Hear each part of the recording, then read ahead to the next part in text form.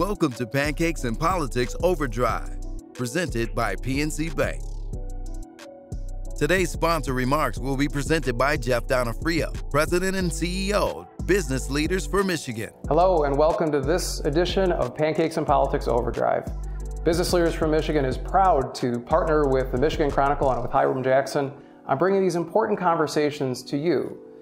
The individuals that you'll see in just a few minutes and the topics that are presented really represent the future of Michigan, what we need to do to become a better state, a more competitive state. At Business Leaders for Michigan, we're focused on how we make Michigan a better state. The individuals who are our members, including those who are really from the largest employers, the largest universities in our state, are laser focused on how we make Michigan a top 10 state. They represent 40% of our state's economy, 500,000 employees, and more than $1 trillion of investment in our state. At Business Leaders for Michigan, we feel very strongly that our state's future is bright, that together we can make any problem disappear. That's why we've issued the Compete to Win plan, our plan for the state of Michigan, how we become a top 10 state. We hope you'll take a look at businessleadersformichigan.com. And again, thank you for joining today. Stay tuned for an important conversation. We would like to thank the Business Leaders of Michigan for their sponsorship, to allow us to do these overdrives, to interview one-on-one very interesting contributors to the community, such as yourself. And I'm very excited on behalf of the Michigan Chronicle and Real Times Media to chat with you today. But you are what we would call a straight-up homeboy. I am. Went to Wayne State University. You've been with the health system, I believe, since 1978. Yep. And have really occupied every role in leadership, which has made you particularly well suited really for this time with all that's going on. But before we go talk about the exciting things going forward, historically and present day, how is the health of healthcare? Fiscally, the moral feeling within the organization with the troops, because you've come through a very rough time through and coming out of COVID. Financially, overworked folks, can't find enough help in the nurse area. How are you maintaining that as a leader? Yeah, I appreciate the question. It's a very tough time in healthcare, and it's kind of, overused term, perfect storm, but it really fits in the situation because, we had people that just did heroic things during the pandemic and gave every ounce they had in them to make sure that they were meeting the community's needs. And as a result, there was a lot of burnout afterwards, and there was an enormous amount of kind of post-traumatic stress. And a lot of families that said, we don't want you doing this again. We don't want you going through something like this again. And so as a result, we had a lot of accelerated retirements in the industry. Henry Ford was not immune from that. We had people that just said, I got us through, but I can't go through another one. And so we had a big loss in that at the same time, schools weren't performing during the pandemic, so we didn't have a pipeline.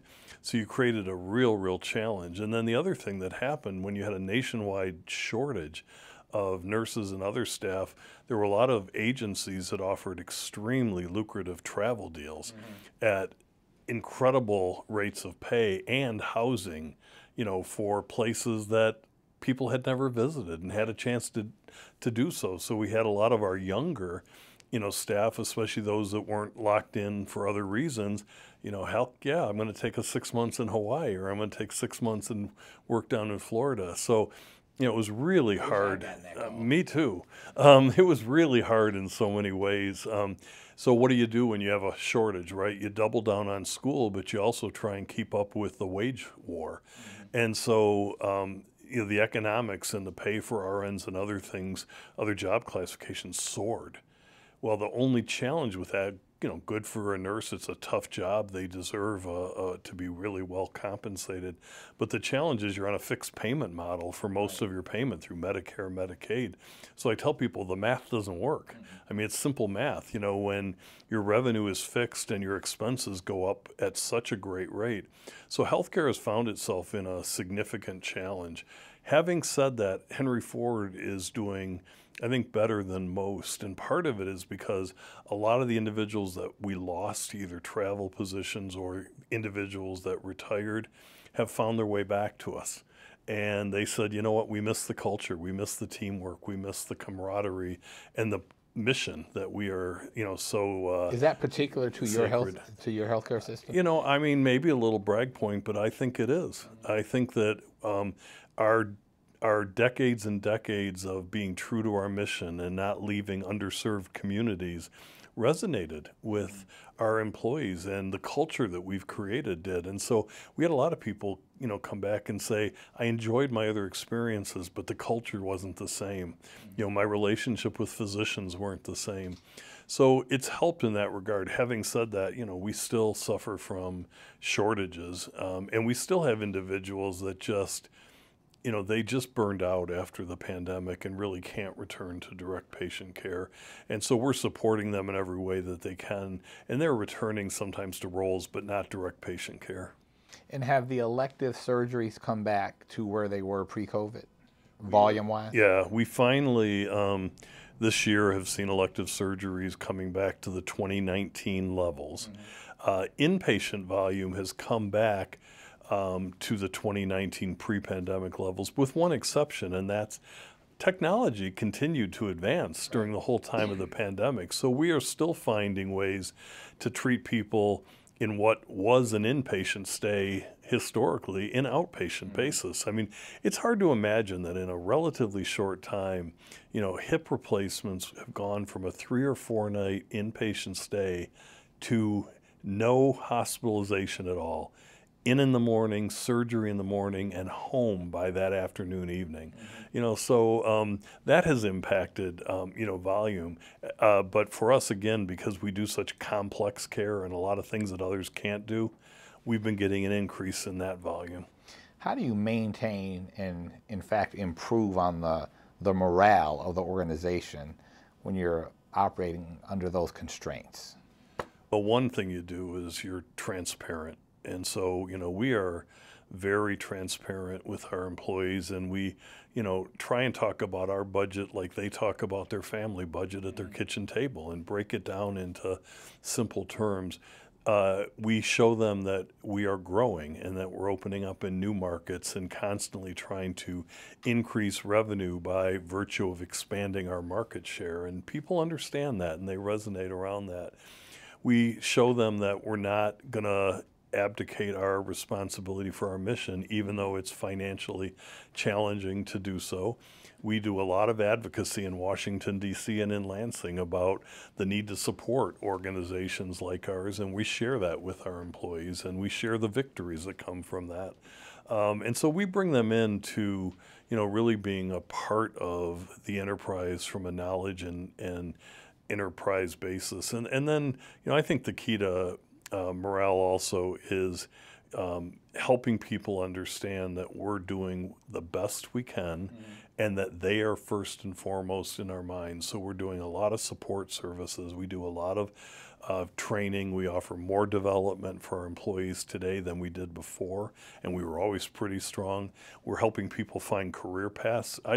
Nothing makes me happier than to watch a housekeeper become an RN down the road. I mean, that's ultimately, what you really want. And we've created a framework called Culture of Belonging, because in the midst of chaos, and this world's in chaos right now, right? There's a lot to fear. People want to belong. They want to feel that they have a sense of home, maybe work home, but home.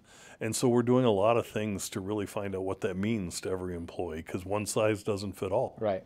And then really create that culture of belonging.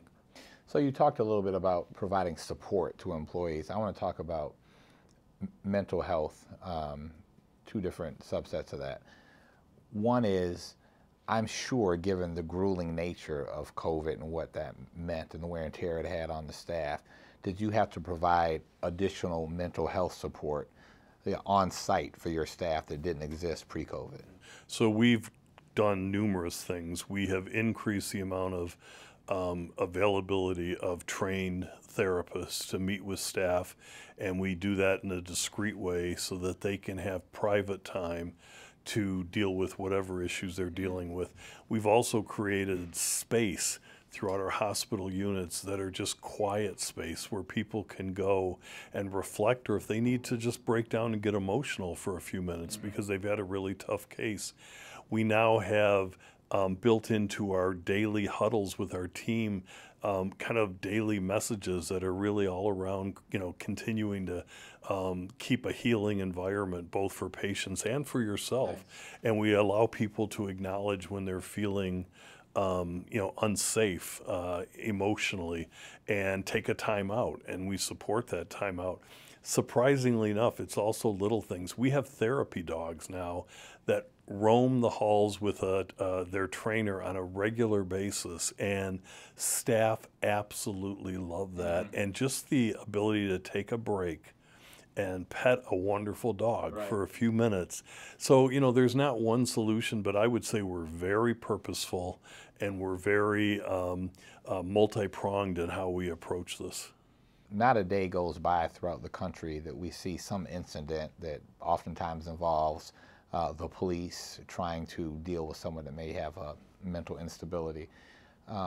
What role do you see healthcare playing in that? Because it doesn't seem like anyone's doing it well anywhere in the country, and we really don't have policies and the wherewithal yet to address the issue. What role does healthcare play in that?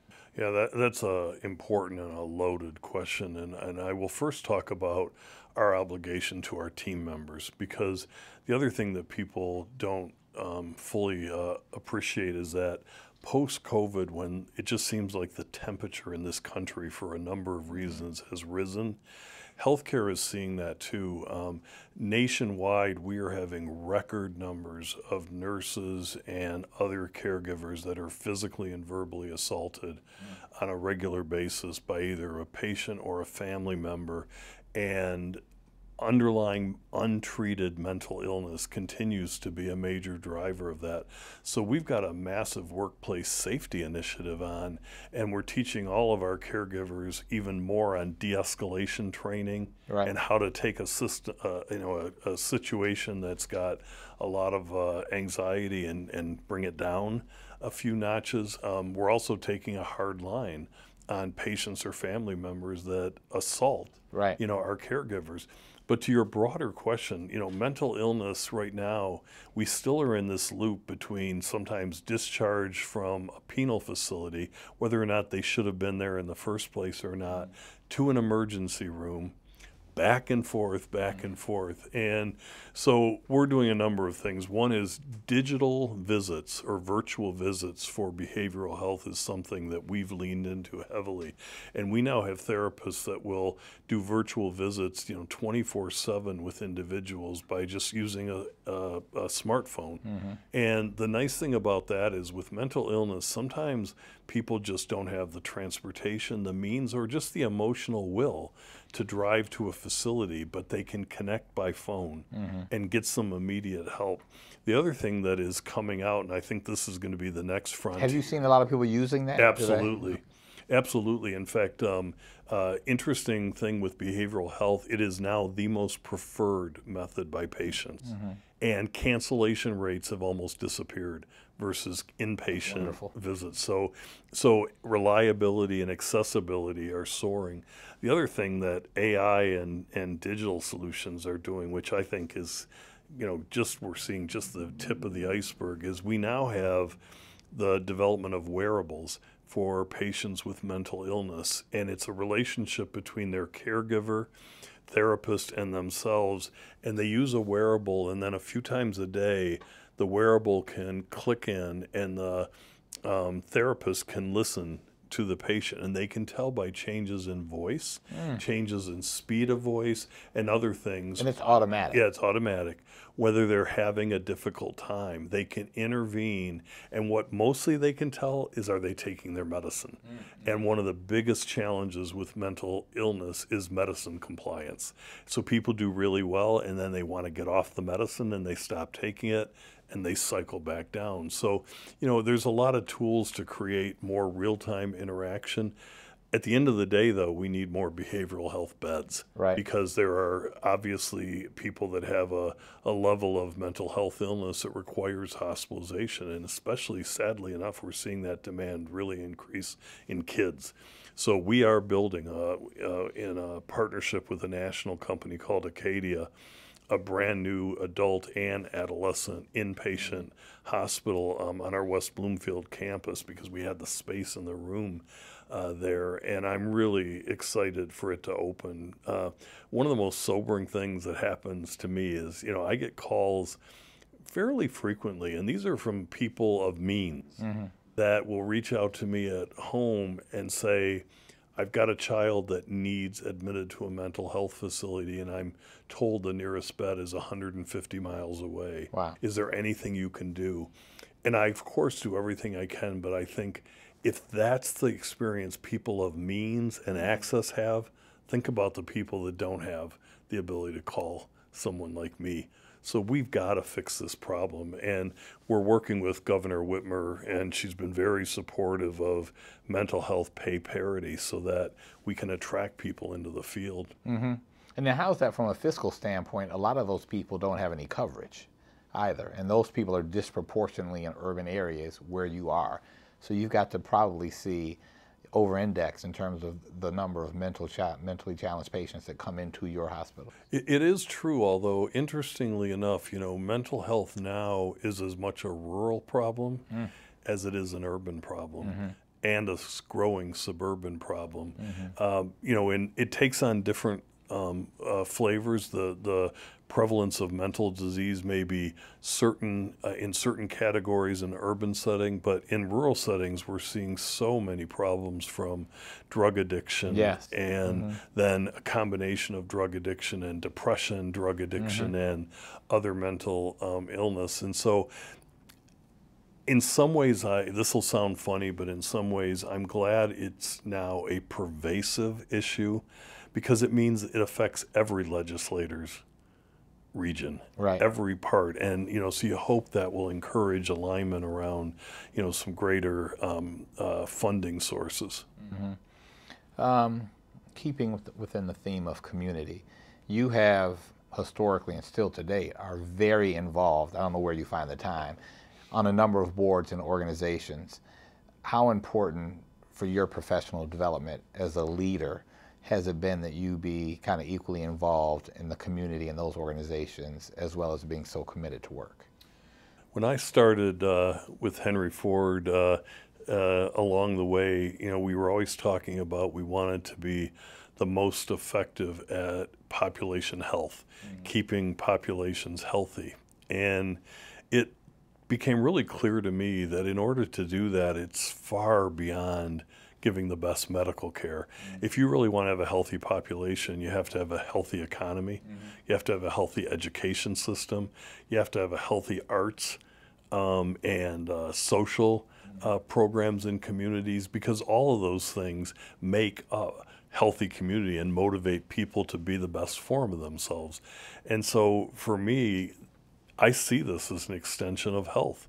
I see working on education support. I see working on economic vitality of our city and our surrounding communities as all part of our obligation. And so, I connect it, but also personally, I think we're a relationship society, and no matter how much technology we throw at things, and I love technology, we're still a relationship-oriented community. And being on a lot of boards allows me to, number one, watch and observe other great leaders and learn, and also to offer insights to them about healthcare, about how they should be thinking about their role in the community.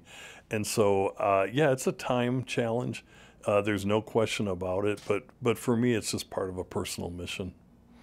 So I would guess that equally as challenging as dealing with some of the issues we've discussed, it's equally as exciting what you've announced here over the past couple of months, a $2.5 billion investment in your broader neighborhood in partnership with Tom Gores and the Pistons. How did that come about? What were the origins of that? The desire to transform our campus actually goes back 20 years. There was a recognition that we had some of the oldest actual physical buildings that you'd find in any academic medical center in the country. And that ultimately we had to find a way to modernize the campus while being so respectful to the beauty of many of the older buildings. But we just weren't sure how to prioritize that. And so the last few years, especially when the Pistons decided to move their corporate office and their practice facility adjacent to our new sports medicine center on our campus, and we saw how well that partnership worked and how the Pistons loved that they had world-class clinical care right next to them. And our patients, especially high school athletes and stuff like that, they loved coming to a sports medicine center for clinical care that was attached to the Detroit Pistons training facility. So, you see the power of these unusual suspects coming together. And then Arn Tellem, said from the get-go that they don't want to just be our partners in something like that. They really want to help with, making a big difference in the community. And so that relationship formed based on kind of those mutual goals. And so when we decided now was our time to transform the campus, we said, let's not just build new healthcare facilities. Let's build housing, multi-income housing. Let's build retail. Let's build green space, walkable, bikeable, and let's create a thriving broader community around the actual hospital. And the Pistons said, we're in. And Tom Gore said, we're in. And then we talked to Michigan State University, our academic partner, and we said, let's build a new research building.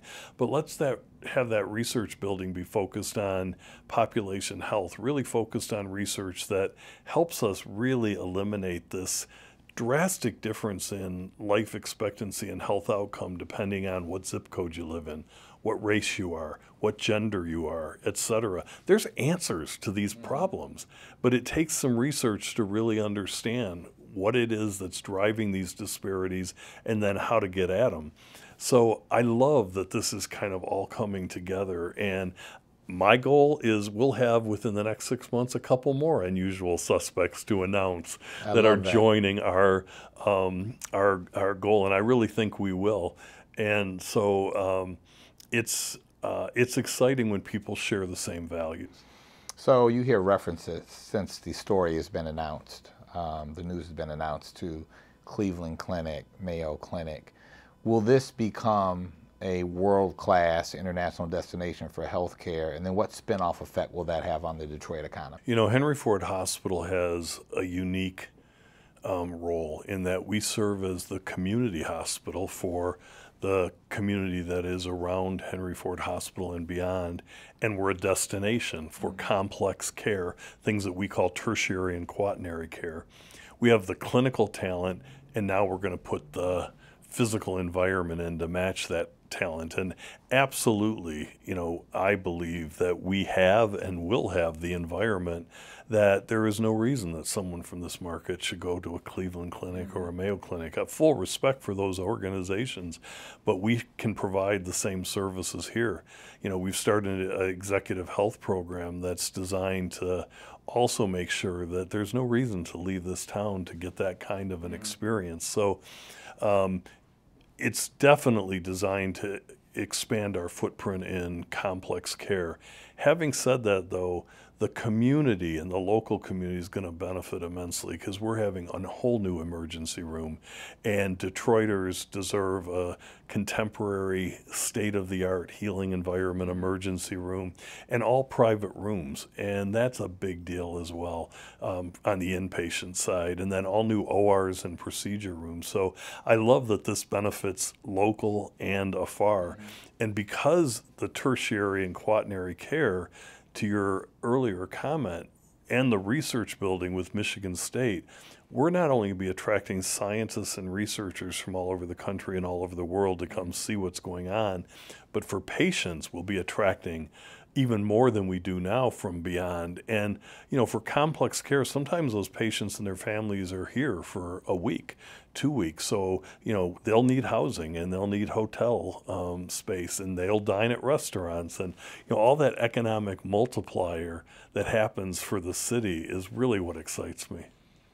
how are we going to ensure, there's been a lot of focus with all the development that's happening throughout the city now in large scale.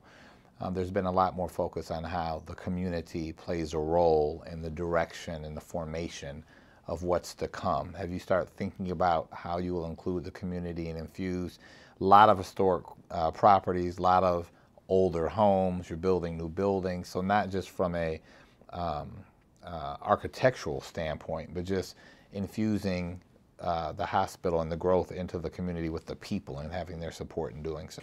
Yeah, it's absolutely pivotal, and we have a couple of individuals that are really devoting almost their full-time efforts to that very thing, and we want the community's imprint on this facility, quite frankly. We want their ideas, and we want them to understand what we're doing and why we're doing it. So we have a roadmap over the next 6 to 9 months that goes deep into all sorts of community groups. We've already met with the Virginia Park Association, LaSalle Gardens, Woodbridge, Boston Edison, North End. I mean, we're really kind of spreading out near and far and we're getting great input. And we're also going to have mock rooms and mock ORs and stuff that we'll be inviting the community to come through and say, you know, think about your family being a part of your stay. How's this looking? You know, what excites you? You know, is there anything missing? And we'll get rich, you know, data from all of that. You know, at the end of the day, no matter how big health systems get, they're community assets. Yep. And I never forget that, and I want to make sure that the community feels a sense of ownership. I will tell you there's been great excitement, you know, so far. And the other thing that's exciting people is we're taking a strong commitment on environmental and sustainability efforts. So we are setting a goal with this new hospital. We may be, can't say for sure, but we may be the first all-electric hospital in the country. If not, we will be predominantly electric, and great reduction in carbon, great reduction in use of fossil fuels. We're looking at creating geothermal plane underneath, and just, you know, things that are really going to be good and consistent with our goals of health. So how do we are the Michigan Chronicle, and the city is roughly 80% African American. With all the opportunities that will present themselves, obviously construction being chief among, but if co-development opportunities maybe with some of the residential stuff, how are you going to ensure that Detroiters and Black Detroiters have an equal shot at the opportunities? Yeah, so you know, I think we've been consistent in our commitment to that, but we looked at the beginning of this project and said, you know, we have to do even more. And so we set very high percentages that any of the contractors, both for Tier 1, Tier 2, have to be minority and women owned companies. And we also made sure that the Pistons were comfortable with that, and they were, and that Michigan State was comfortable with that, and they were. And we have actually a board council that's chaired by Bishop Van, someone that's well known in this community, that's overseeing and monitoring to make sure that we are you know, adhering to all of the principles that we committed to. And we're not doing so because it's you know, the right thing to do. It of course is the right thing to do, but back to my earlier comment, we want the city to be economically healthy, and economically healthy is better for us. Right. You know, so it's something that we take personal pride in. We are going to be transparent. People can hold us to you know, our commitments, and that's true of our employment as well. You know, it's not just on the build. Yeah, it's interesting when you talk about the commitment, because one of the things that I've noticed is, you know, after George Floyd, a number of leaders got up on stage on the 13th floor with Mayor Duggan and Reverend Anthony and made commitments. And some have kept their commitments, many have not, at least publicly. Can you see really any efforts in that regard beyond the words that were spoken on that day? So I'm glad to hear that it's something ongoing. And having Bishop Van involved is going to be a tremendous asset to you. Yeah, and putting, you know, having it, you know, if you think about boards govern the most strategically important things in an organization, and having our board govern this is something that says we consider this to be of equal strategic importance to quality, to safety, to financial performance. So I think that that is a step that's got real teeth to it. As we go to wrap and come to a close, I'll go back to the health of healthcare. We went through COVID, it was a challenge. We keep hearing about a looming recession. And some people say we're in it, some people say that it's coming. What have you learned from going through COVID that would better prepare you as we try to stave off a recession, but thinking that it's looming somewhere perhaps in the future?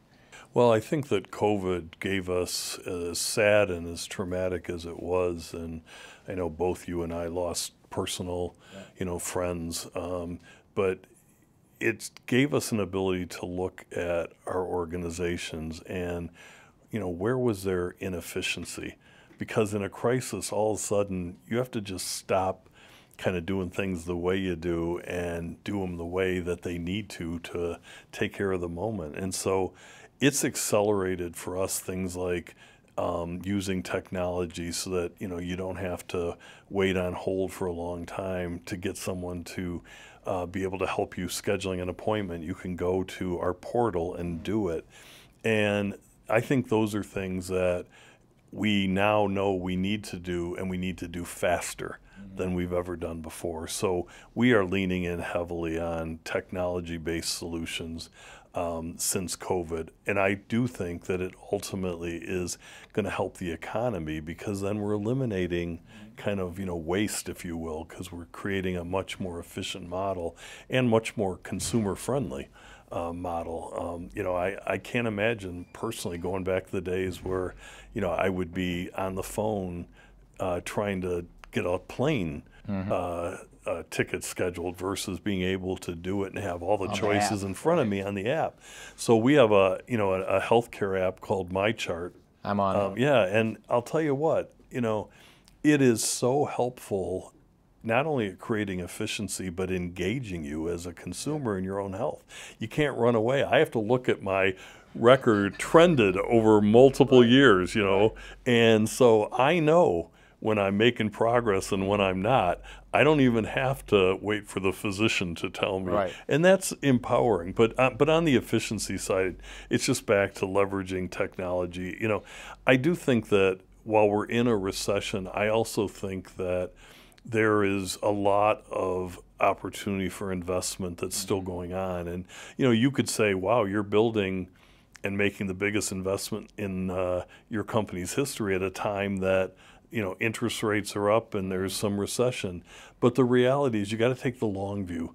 And if everything is about just short-term thinking, you're going to stymie yourself. And so, we've been around 107 years, and, we're building for the next 100. And that'll go through good times and bad times just like we always find.